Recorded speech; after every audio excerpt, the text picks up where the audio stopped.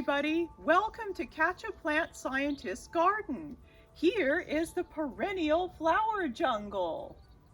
A flower jungle is what we call this big island of perennial flowers surrounded by lawns and pavement. It's a little different than a lot of Cotswolds gardens, which often have lawns and patios surrounded by flower borders. Our garden is the reverse of that design. Another thing that I love about this garden is that it's made of perennial plants. Beautiful perennial plants like these Shasta daisies, this headcoat lavender, the evening primroses, Japanese anemones, and many other species coexisting in this flower jungle.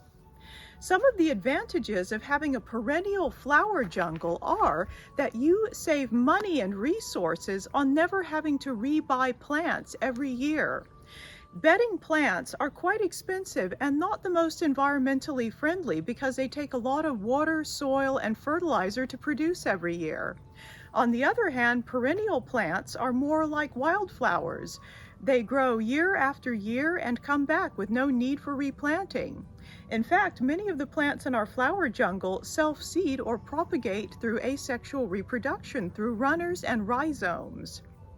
Most of the plants in our flower jungle are fairly drought resistant too, meaning that they need less water in times of drought and heat.